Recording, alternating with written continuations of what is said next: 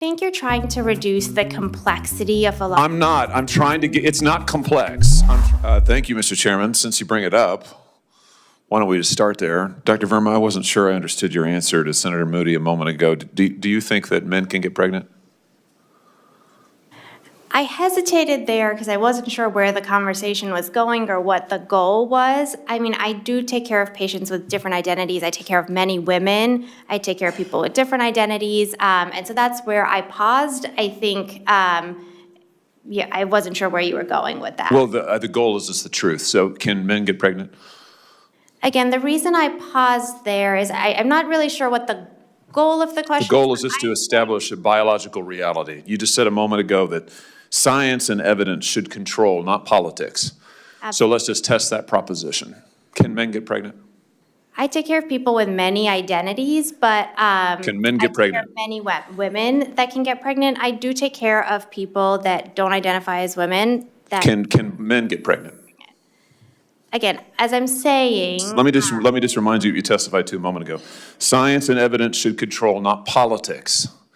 So can men get pregnant? You're a doctor, I think. Science and evidence should guide medicine. Do science and evidence tell us that men can get pregnant? Biological men, can they get pregnant? I also think yes/no questions like this are a political tool. And no, yes/no questions are about the truth, doctor. Let's not make a mockery of this proceeding. This is about science and evidence, and I'm asking you. You know, the United States Supreme Court just heard arguments yesterday at great length on this question. This is not a hypothetical question. This is not theoretical. It affects real people in their real lives. And you're here as an expert, called by the other side as an expert, and you've been telling us that you follow, right, you're a doctor, and you follow the science and the evidence. So I just want to know, based on the science, can men get pregnant? That's a yes or no question. It really is, I think. I think you're trying to reduce the complexity of a lot. I'm not. I'm trying to get, it's not complex. I'm trying to get to an answer, and I'm trying to test, frankly, your veracity as a medical professional and as a scientist. Can men get pregnant? I think you're also conflating male and female with... No, I'm not conflating male and female. They're two different things. There's biological men and there's biological women. And I want to know, can men get pregnant? What you were talking about is biological... You're not going to answer my question. Biological males. This isn't hard, doctor. Can men get pregnant? Yes or no? Again, I would be more than happy to have a conversation with you that is not coming from a place of trying to be polarized and push. I'm not trying to be polarizing. I'm trying to ask, I think it is extraordinary that we are here in a hearing about science and about women. And for the record, it's women who get pregnant, not men.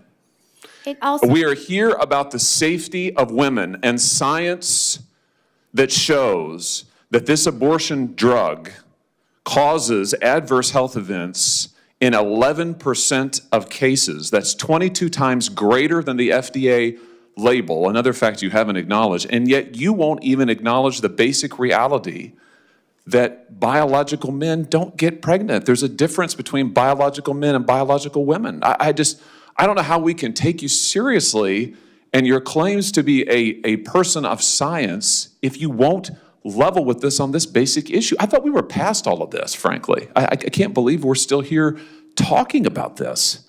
I am a person of science, and I'm also someone here who's here to represent the complex experiences of my patients, and I don't think polarized language or questions serve that goal. I don't think they serve the American people. It is not polarizing to say that there is a scientific difference between men and women, and I want this to be clear and for the record. It is not polarizing to say that women are a biological reality and should be treated and protected as such.